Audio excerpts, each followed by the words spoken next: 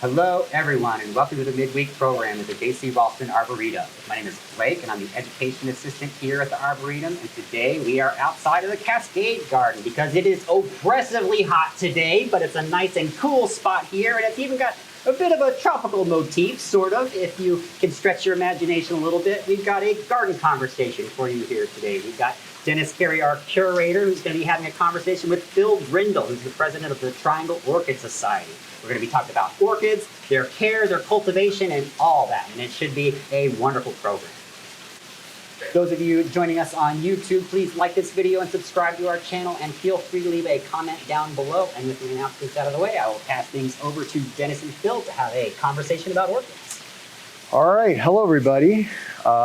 We're here at the Arboretum on the hottest day of the year, 100 degrees. We checked the temperature right before we started here, so hopefully we'll survive for the hour. Be glad you guys are at home watching us on Zoom. Today I have with me Phil Brindle, who is the president of the Triangle Orchid Society, or TOS. Phil is a Englishman who came over here back in the 80s with for his career. He's got a PhD in plant biology, which is another way of saying botany. It's probably the more accurate way to call it plant biology. And he worked in the agrochemical industry for 30 years. He's retired now, living in the Durham area, and growing orchids and making furniture and walking his dog. And so we're glad to have him here today. I hope you hold up in this heat. And so we're going to talk today about orchids. We're going to start our talk about what is an orchid and what are some fun facts and trivia about orchids. Then we're going to go into the Orchid Society and talk about that. And then we're going to finish up with Phil's orchid collection, how to grow orchids, and hopefully stimulate a lot of questions from you guys about your own orchids and orchid questions. All right, so let's get started. All right, so we'll start with, what is an orchid? I mean, we all know what they are, right? They're beautiful. A very beautiful plant. Yeah, yeah. But it's a whole family of plants. It's a huge family. It's some say the biggest family, the Orchidaceae. Depends on what kind of document you read. Yeah, the number of species in a family varies day to day based on publications and stuff like that. You know, we can call it tied for first if you want, with Asteraceae. Well, yes, and some will put the Asteraceae ahead of Orchidaceae. But you know, I recently read a paper. What's the guy's name? Christian Hughes, Martin Christian Hughes. I think he's from the Netherlands, but he was at Kew. Oops, sorry. He was working at Kew at the time, and they put the total number of flowering plants at about 295,000. And they put the Orchidaceae at 28,000 and the Asteraceae below. Okay. So, you know, when I was, I'm putting it on the wrong way, excuse me, folks. When I was studying, we always said, or I was always taught, it's about 10% of the flowering plants of the world. Sure. So this is a good kind of measure stick out there.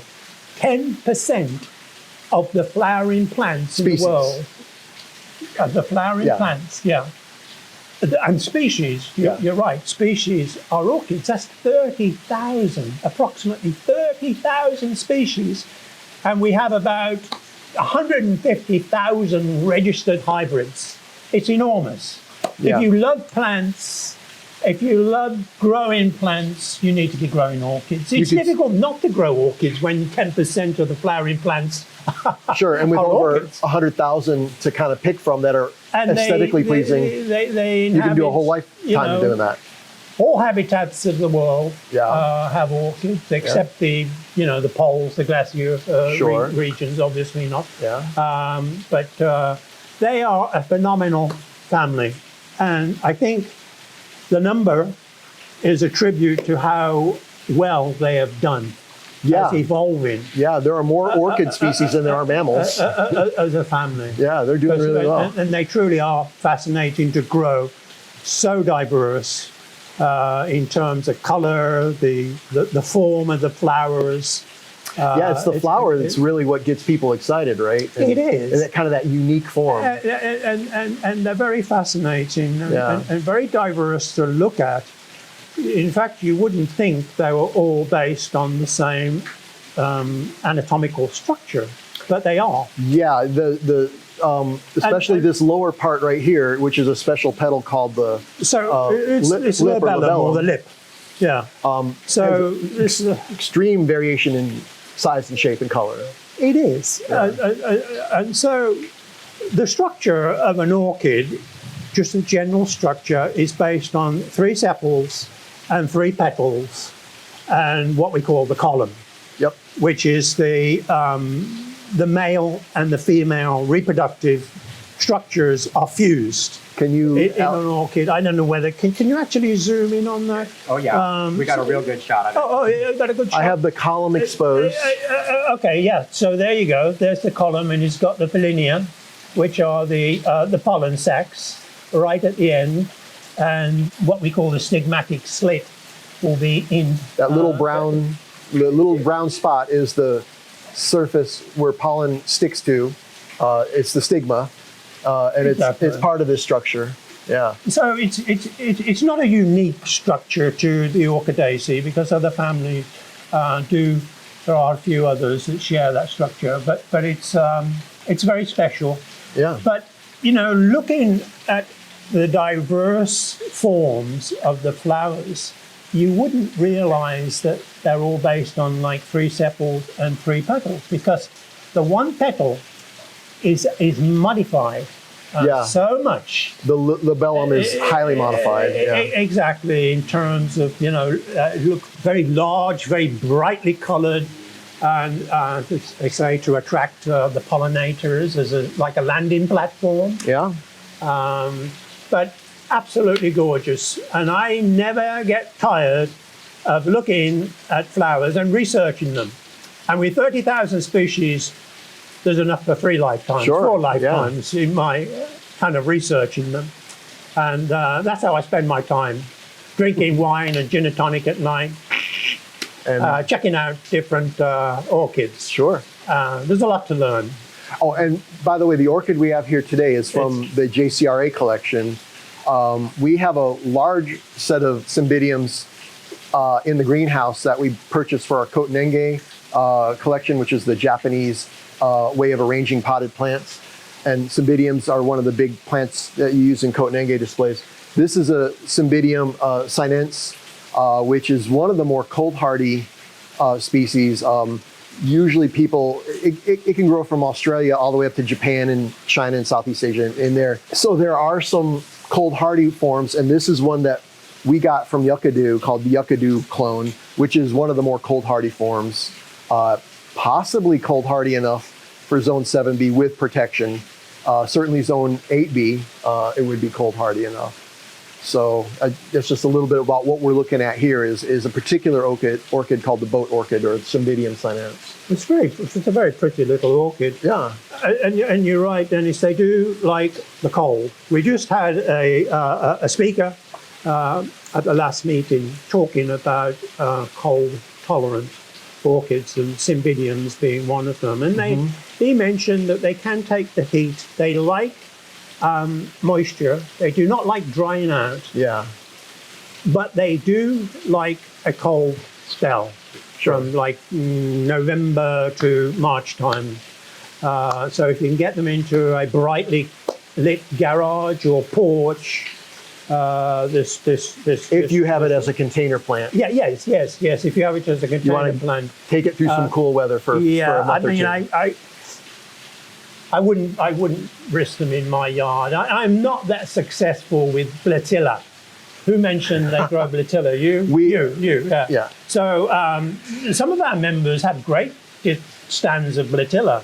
Yeah. But I am not particularly good. We have I have very compacted clay, and I tried to modify it, but it doesn't really work. And but anyway, it is a an Asian orchid, which is really quite cold tolerant around here. Yeah, Blatilla is, for the Raleigh area, considered to be the easiest orchid to grow in the garden.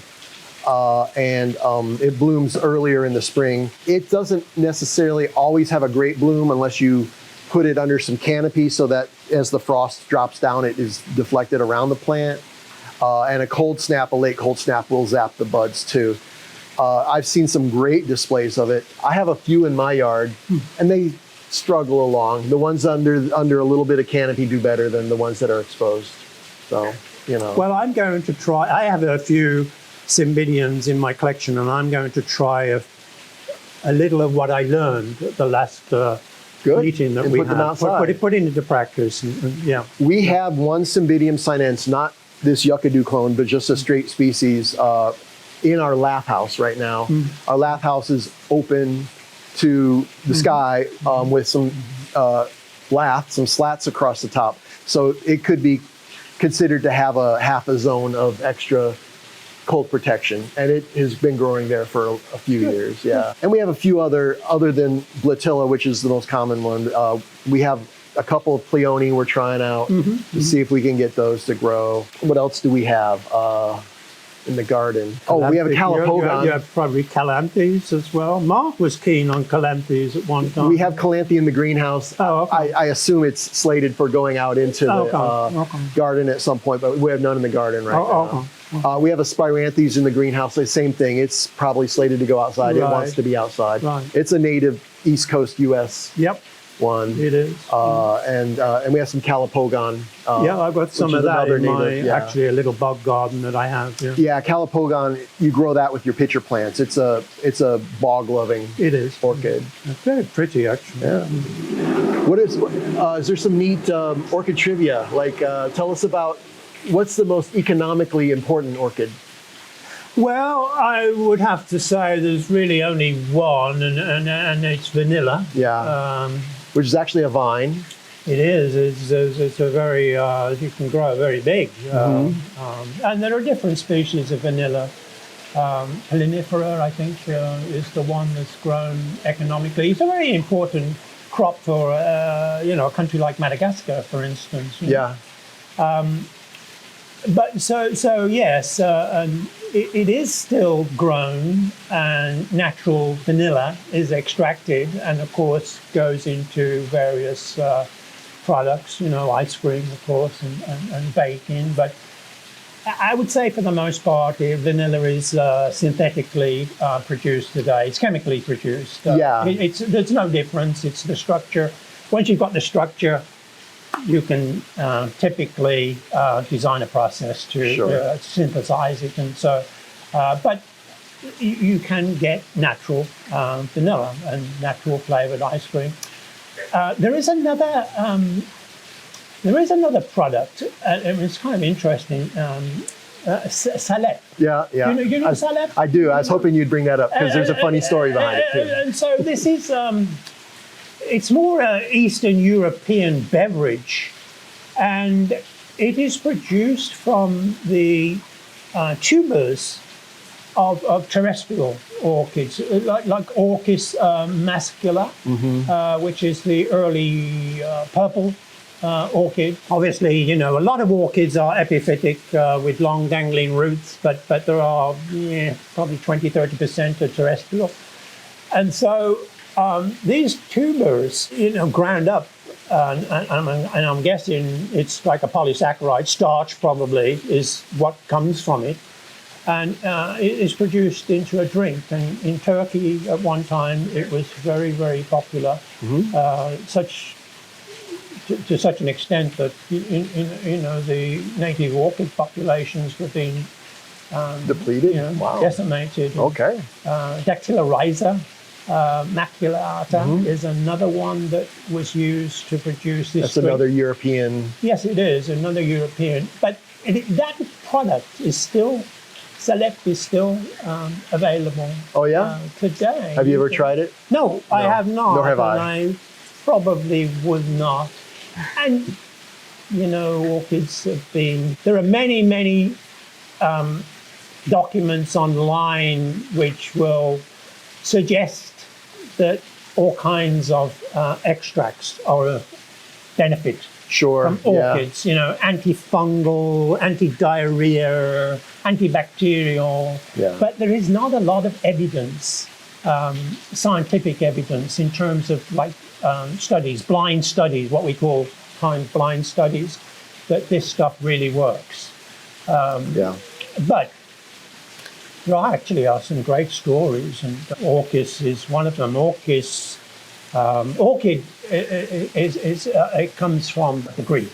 Sure. Orchis, you know this, but perhaps the viewers don't know this, so I'll describe this a little bit. There's a little bit of Greek mythology in all of this. So orchis is a Greek word for the male part, the testicle. Yes. And it's actually where surgical term orchiectomy comes from. If you happen to have an orchiectomy, you are having a testicle or two removed for various reasons. But so in Greek mythology, Orchis was the son of a satyr and a nymph. Okay.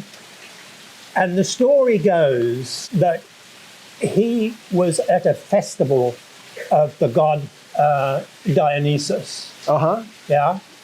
I know Dionysus. Okay, so Dionysus was the god, the Greek god of festivities and wine and food and that type of thing. And so every one of his festivities.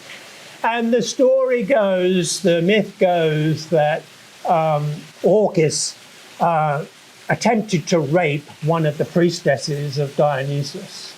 And he was extremely angered about this and had him put to death. Okay. And his father, Orchis's father, pleaded with Dionysus to have his son back, and he refused. But he came back as an orchid. Okay, yeah. Another version of the story is that the priestesses were so infuriated that he was ripped apart. Okay. And that an orchid grew out of his testicles. Sure, yeah. So that's a little bit of the problem with this is it only goes back to I think like the 18th century. You will not find documentation in like Greek mythology or Roman. So somebody retconned Greek mythology. So someone possibly made this story up. I think it is like a French author or something. May have made it, but it's a great story. It is a great story. And it doesn't change the fact, though, that orchis means testicle. And in England, we have this term. We have this term in England, and it's not used very much over here. And bollock. Yeah. And it refers to the male testicle. It's a slang term. But I have to say, I've lived here for, since '86, and I hear it used very infrequently. It's usually a Brit, an expat that's using it, if I hear it being used in conversation. You would say it's a term that's used if very disbelieving something. If you tell me something, and I will say, well, that's a lot of bollocks, because it's I just don't believe it. And so orchids at one time were called bollockwort back in the Middle English period. Sure. Before like 1500. So you can find that in the literature as a term for orchids, bollockwort, which is just quite interesting. It's interesting to me anyway. Oh yeah, no, I love trivia like that. And orchids are full of stories like that. Sure, yeah. Which is kind of fun stuff. Yeah. Anyway. Yeah, I was looking stuff up before this interview. There's stories about Pleione and and things like that too. So very interesting.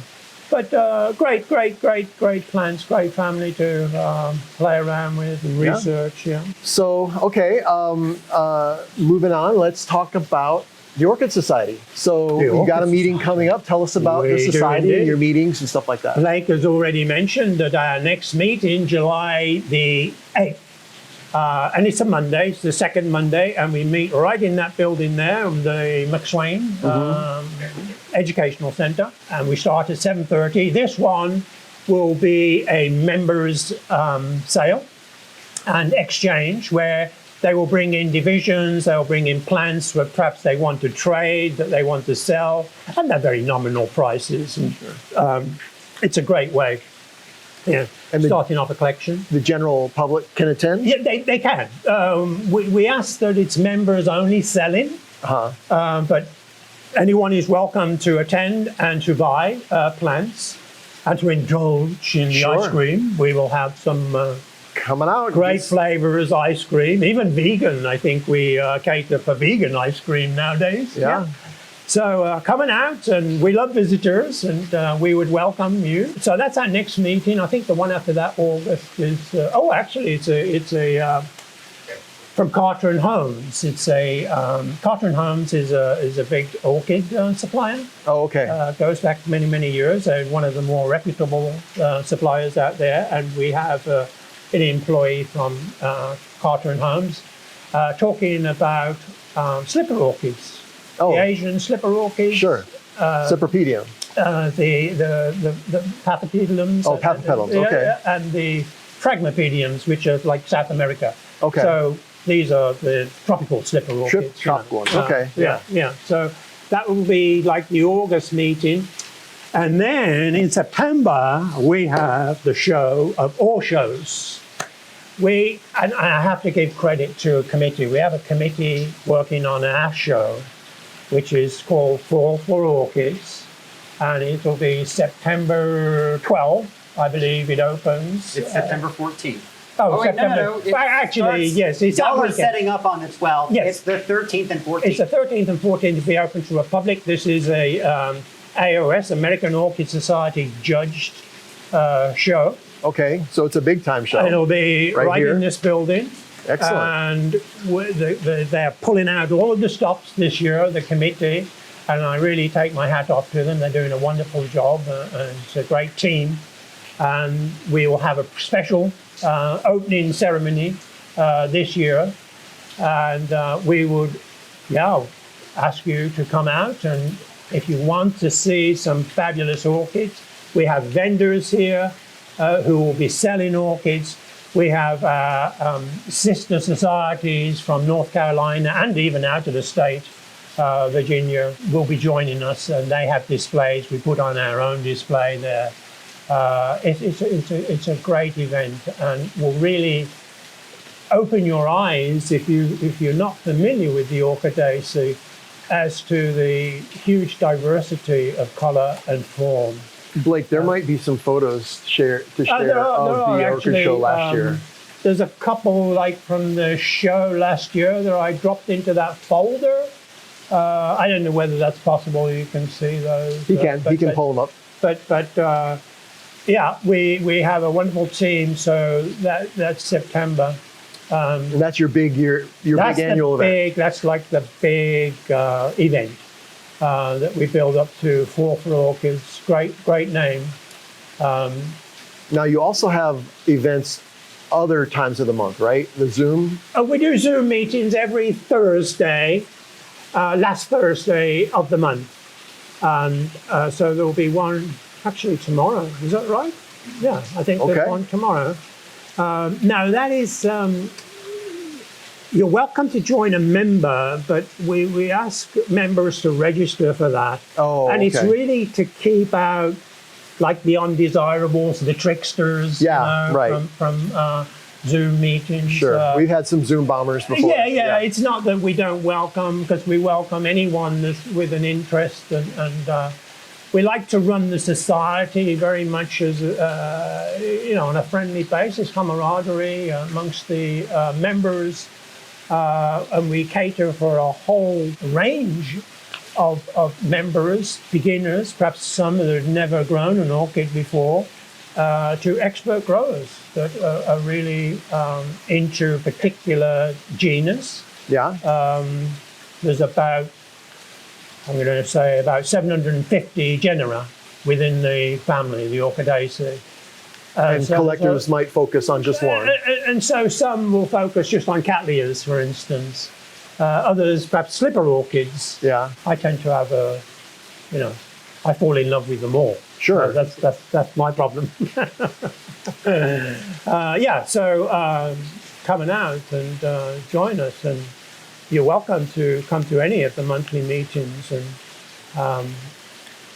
come see the show for sure. As a guest. Yeah. Drop by and see the show, because the show is really magical. Now, you also have a good website and a good Facebook page. We do. If you want to share those. We do. I'm not good on this IT stuff, but if you Google Triangle Orchid Society, you'll see the website link will come up, and the Facebook link will pop up. And actually, our website, we have a team on the board that is revamping our website at the moment. Great. To make it a little bit more, bring it up to date, I think, so that you can access it easier on handheld devices. Yeah. And certainly it's not so easy to update in its existing form. So my understanding, I'm not an IT person, my understanding is it'll be much easier to maintain and update the new website. So that's something we're working on behind the scenes as well. So the Triangle Orchid Society is part of the greater American National Orchid Society. Yes. And they also have an excellent website. Oh, unbelievable. If you are looking for information about orchids, check out the American Orchid Society website. We, as a society, are an affiliate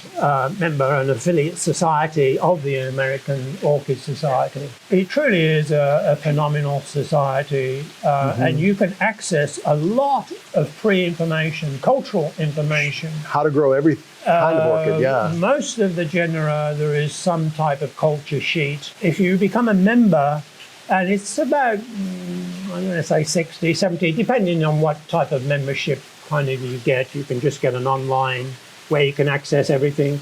Or I like to have the magazine in the mail. I don't know what my children are going to do with this great big pile of orchid magazines when I snuff it. But that's for them to decide. Sure. But because I like the feel of a magazine, my gin and tonic at night. You know? Sure. But you can just get a lower membership. You can just access everything online. But it's a really glossy magazine. There are webinars that you can access. They do fabulous educational webinars. And so we have access to all of those being a member. Great. And we will present. We would Zoom some of those. If we're stuck for a speaker or a speaker bails on us at the last minute, we can call a webinar from the American Orchid Society. Okay, and you still have something and we have something to share. And of course, we get a lot of questions about growing orchids that we can research via the American Orchid Society website. And they have a phenomenal database of photographs, of award-winning photographs called Orchid Pro, this database. You have to be a member to access Orchid Pro. But it's truly, eye-popping, let me say that. It's will just blow you away, some of these fantastic orchids, flowers that have been awarded, Award of Merit, cultural awards, special awards, and just fabulous to kind of, browse through that stuff. Yeah, it's so an it's amazing very, a very important resource. If you're interested in orchids, check it out. So please interact with this group. It's a really cool group. And I want to ask you now about your own orchids. I have. And you can maybe bring up some of the photos from his collection. So I have a very diverse collection. I don't focus upon one particular genus. However, there is a member who has gotten me interested in like the Cattleyas genus and all of the alliance associated. This is a great book, by the way, and this is probably the best Chadwick. is giving me no commission. You can, Art, if you're watching this, you can give me a reduction, you know. but it's truly great. Art Chadwick. It's called, his nursery is Chadwick and Son up in Richmond. But this is a fantastic history of the classic Cattleyas. And that's an especially showy genus. Very large. Very showy. Very large labellum. The Cattleyas were, and he specialised, and his father specialised in, you know, the corsages that were used like for weddings before the Second World War. All the brides wore these really huge. And he talks about all of the classic Cattleya species that were used to adorn these brides at that time. And they flower at different times of the year. Oh, okay. And of course, they are used for hybridizing. Great hybridizer is Chadwick. Actually, his daughter belongs to our society. Oh, yeah? Oh, yeah. She's a member. Yeah. How many Cattleyas do you think you have? Me? Not very many. Yeah. Probably only about 10 or 15 of the good ones. Yeah. But I am beginning to become more selective. And so I recently picked up one, and you may see there, did I put Jose Marti in? Did I put Jose Marti? If you can show Jose Marti. Yeah. That is a very, it's a great hybrid that I recently picked up. And it has two fabulous parents. It's what's considered a white Cattleya. I know it has a yellow throat, but it's a white Cattleya. And there are two very special orchids with the parents. One was Bowbells. Okay. Very famous orchid. And the other parent was Bob Betts. Okay. And Bowbells is a fascinating orchid, and that's a great story. I'll tell you about Bowbells. Shall I tell you about Bowbells? So Bowbells was registered. It was hybridized by a nursery in England, Black and Flory, and it was 1945. Okay. In the war. Yeah. During the war, and one of the parents of Bowbells was a hybrid called Suzanne High. And that goes back to the 1900s. And so the grower, because it was wartime and London was being bombed, thought that the safest place for Suzanne High would be America. And of course, you know, there was lots of trade going on with these big showy Cattleyas at that time between the American nurseries and the UK nurseries. And so Suzanne High, one of the parents of Bowbells, was put on a ship and sent to America. Okay. And the ship was torpedoed, and it ended up at the bottom of the Atlantic. So we lost the parent. So it has been bred because, you know, the parentage was known. It was actually, it was a species, Gaskeliana is one of the species mentioned in here, crossed with another one, Mussii, and that would produce Suzanne High. But of course, you know, there's always a mixing of the genes, and you never, you know, although yes, we've reproduced Suzanne High, it was not the Suzanne High that was used to produce Bowbells. Bowbells, by the way, was named after the Mary Le Bow Church in the financial district of London. Okay. Just as a nice little story, you know. We and I like those type of stories. I like backstories too. Yeah. So and orchids are full of all those little stories. And again, you'll read some of this in this great book. This is where I pick it up from, you know. So yes, but I grow slipper orchids as well. Okay. The tropical ones, I enjoy the paths, we call them paths, and the frags. Frags are from down South America, and they have this pouch. They have this very beautiful pouch. Sure. Which is all part of the pollination strategy, you know, to trap the little pollinator and it doesn't crawl out through a particular exit. In such a way that he gets the Polonia, the pollen sac, glued to him. I love Stanhopea. There's a. Do you see Stanhopea there? Show the viewers Stanhopea. This is a spectacular looking orchid. Do you see? Did I drop? Yeah. So that is something else I'm very, very fond of, Stanhopea. And it has a very, very beautiful flower, which has been heavily, heavily modified, evolved together with its pollinators. It's pollinated by euglossine bees, and they're very specific. The male bees are attracted to the fragrance. The fragrance is intoxicating. Oh, yeah? I will go into my greenhouse in the morning and they pop open. They literally audibly pop open like this. Huh. And you can hear them pop up. You know, it's not a gradual kind of, it's like you waiting. I go and I sit with my coffee, and I've been trying to video some of this, and I did capture some of it on video. Excellent. And there's an audible, and it happens very early in the morning, and there's a pop, and it's like that, and it's open.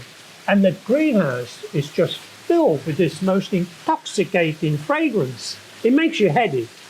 And it's all to attract the male euglossine bee, because they collect this kind of waxy material. And it's believed that they use it to attract their it's cologne. Female, yeah. Sure, okay. Female counterparts. The downside of Stanhopea, I think they pronounce it Stanhopea, but it's named after Earl of Stanhope in England. I lost my train of thought now. What was I talking about? You said the downside of the downside. The downside of Stanhopea is that they last not very long.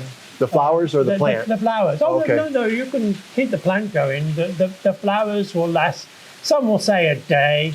I've had them for as long as like 7 or 8 days before they really start going over. In like heat like this, they would be over in a day. Actually, we had one in the show last year. It was very fortuitous that it flowered just at the right time. But because you can never, really time for the show. You want something in pristine condition, especially if, it's going to be selected for AOS judging. Yeah. You want it in top-notch condition. So that's the downside, but I can tell you for me, it's worth it. The form of the flower, if you're seeing that, viewers, the form of the flower, they have horns, the lip is modified, and some of them have horns which make like a little cage, so that the pollinator is kind of directed, gets trapped. It's fascinating. They have a whole scheme that they want, a whole maze they want that bee to go through. Exactly. In order to get that pollen. Exactly. And then another scheme if a pollinated bee comes in to deposit it, right? Yeah. Exactly. I think it gets, once it's collected the pollinia, the male, the pollen sacs, sort of get stuck. Yeah, they're sticky, they're gluey. They do. They have a little basidium, which is a sticky pad. And depending on the type of orchid and the type of pollinator, it sticks in various places. It can be like on the abdomen, it can be on the forehead of the bee or what have you. And I almost think that the male bee must get drunk with this this fragrance is collected, and it kind of tumbles through this. Well, they say that's what the plants that produce caffeine, it's to give their pollinators a little.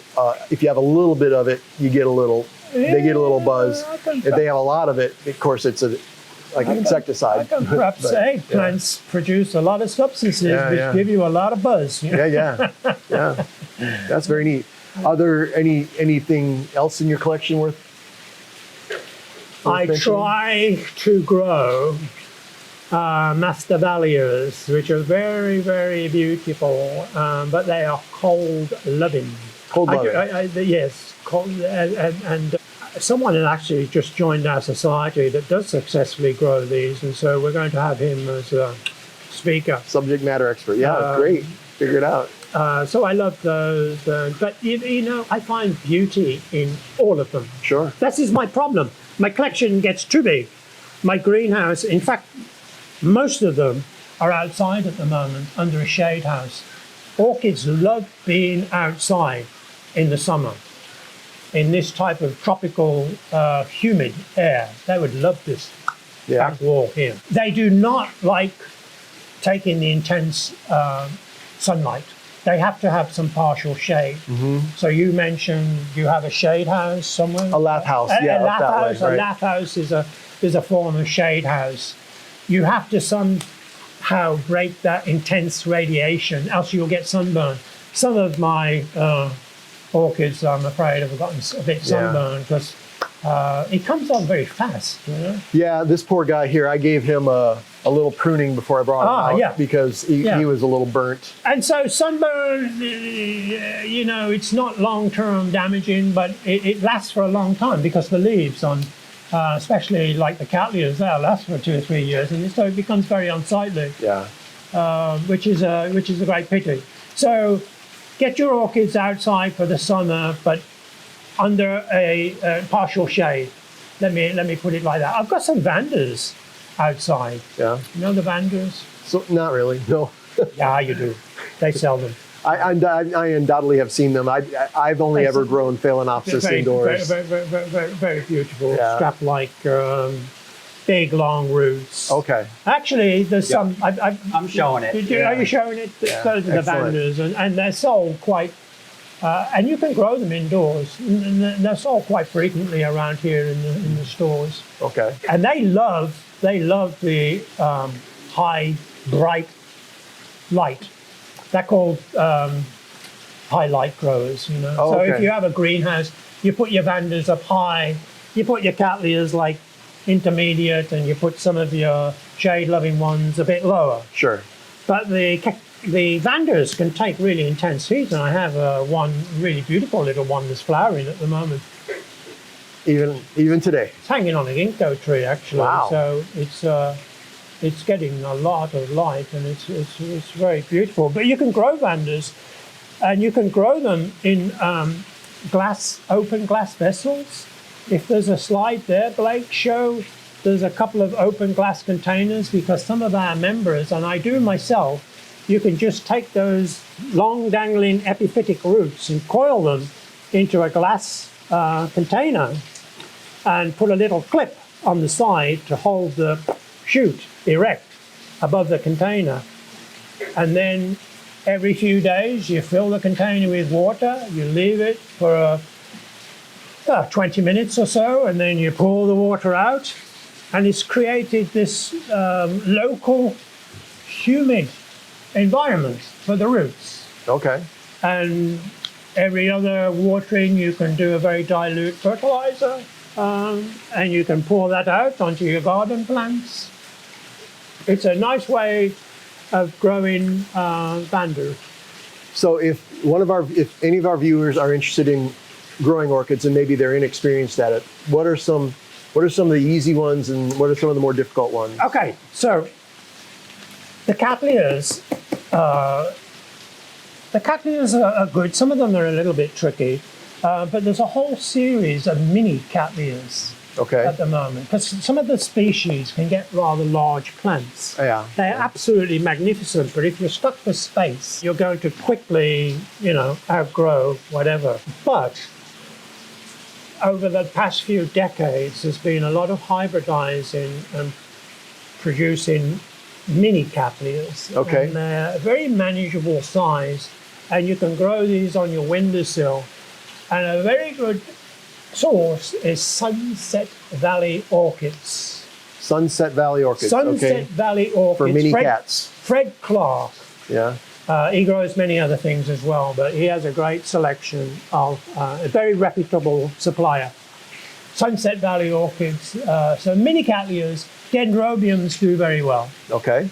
Indoors, and there's a nice, what we call antelope dendrobiums, where the petals, the two petals, are upright like this and twisted. Oh yeah, like an antelope. I've seen those. Yeah, like and there's the a horns. whole series of antelope hybrids available today, and they're very, very pretty orchids. Very, very attractive. And some, you can put a nice little collection together on your windowsill of antelope. What else? Oncidiums, the Oncidium Alliance, and it's a very big alliance. There's 50, 60 genera, I'm thinking, in the Oncidium alliance. These are what we call the the dancing ladies orchids. They're very, very pretty. The labellum is like a lady's skirt. Very bright colors, arching, open, branching inflorescences. They do very, very well inside. And you can certainly pick all of these up if you go to good nurseries. There will be lots of them for sale.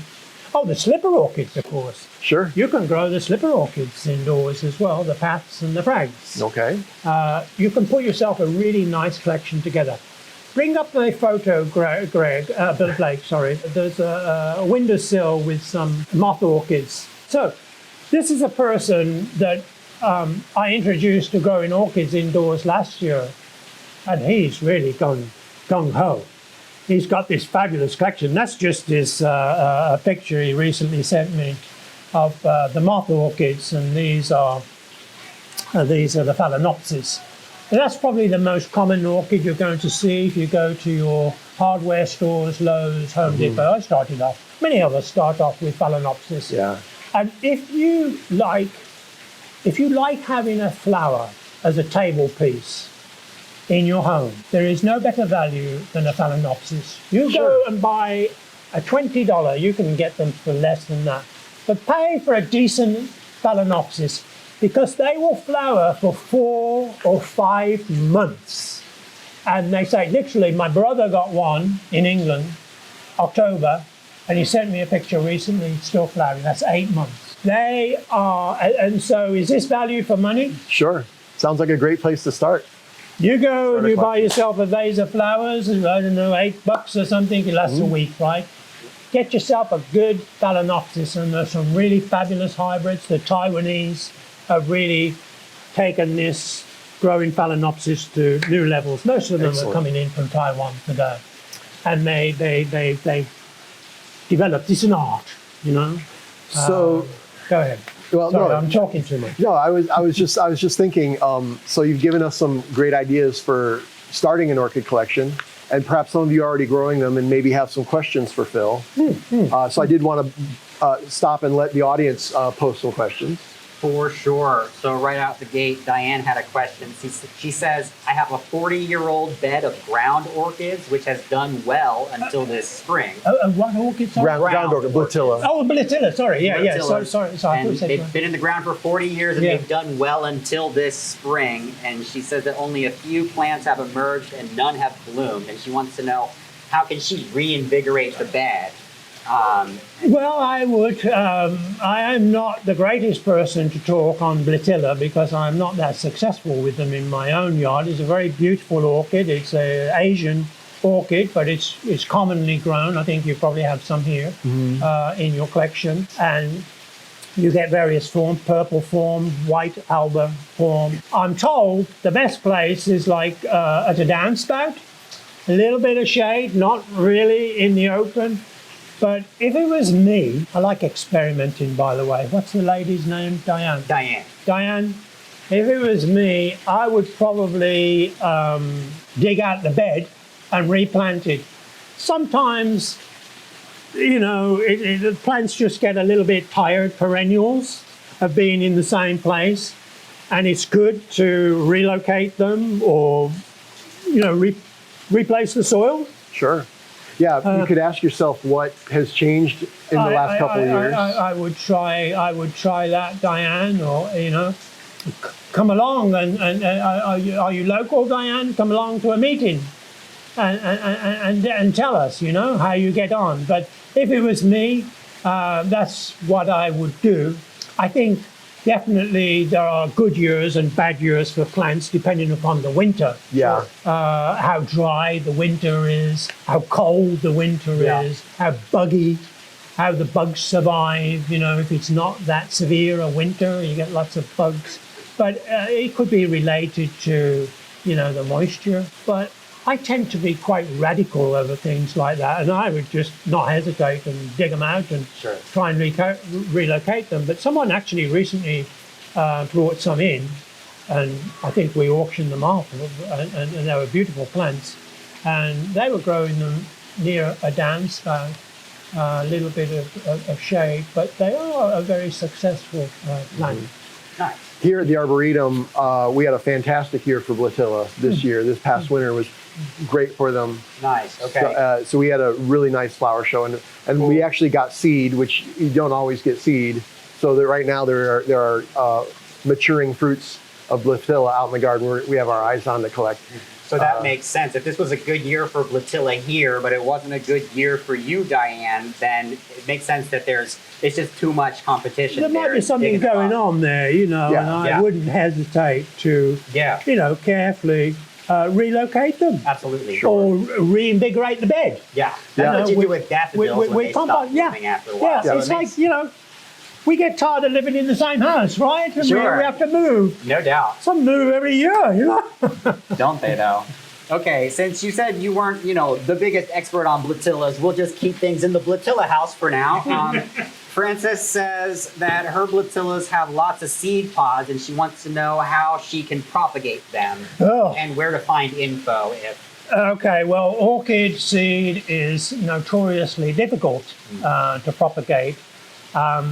Orchid seed does not have an endosperm like most seed plants, and requires a relationship with a mycorrhizal fungus. And orchids are usually sent away to a lab where they are germinated on a nutrient agar. And then when the little plantlets get big enough, they are transferred into, a little compote. Not the easiest thing. What was the lady's name again? This was Frances. Frances. Oh, my wife's name, Frances. Yes, I hope it's not Frances. Who's giving me stuff. No, Frances is in England. I mean, yes, you could send them away. Would you do it for something like Blatilla? Probably not, because it's an expensive service. There are labs that offer this, and it's the way hybridizers actually, get their seed. For sure. If you're an advanced plant tinkerer, you could probably Google some home tissue culture techniques. It's difficult. It's difficult, but it's a thing that people do. It is a thing that people do. We had somebody come to talk to the North American Rock Garden Society Right. about people that were Yes. doing tissue culture in their kitchens. So Okay, so you do. You can do this. You can buy the powder to mix up the agar. Yeah, you you can get get it at the yourself a grocery pressure store. cooker to sterilize things. Everything has to be very sterile. yeah, You put a nutrient agar out there and you expose it to the air, you are going to have a zillion bacteria and fungi cultures on that nutrient agar. You have to have sterile technique, Absolutely. aseptic technique. Yeah, and that's the difficult part, is then getting those it's seeds a in tough there. part, but my wife is also a botanist.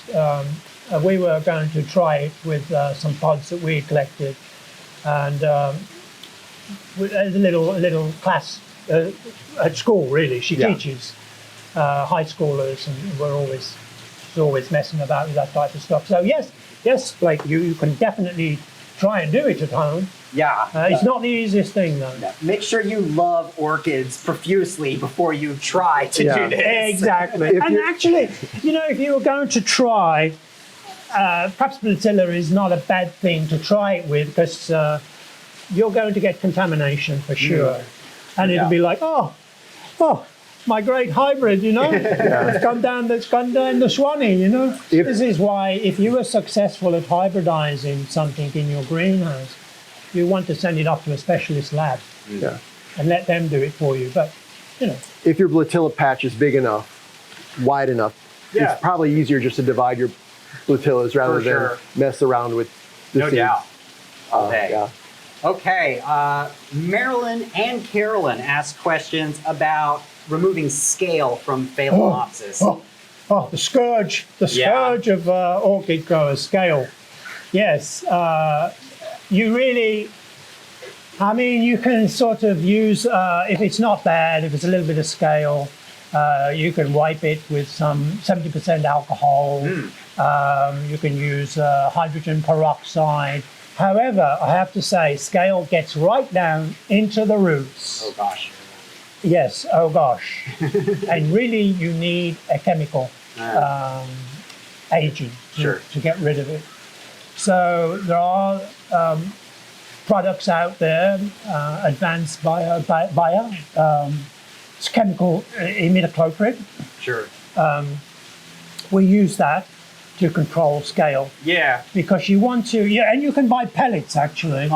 And some of them will sprinkle dry pellets, and that's a little bit easier. I tend to like to drench Sure. to really. You do not want scale going through your collection. No doubt. It's a horrible, horrible insect pest. Yeah. Scale and mealybugs. I will say with imidacloprid or you can say it any way you want. It's a systemic, and it does get in the flower, and it does. It is. It's toxic to pollinators. So if you're talking about an outdoor plant in the garden, greenhouse growers don't use it anymore because of toxicity issues. But for a house plant, exactly. Yes. But for an outdoor plant, no. That's exactly right. Or you could use orthine.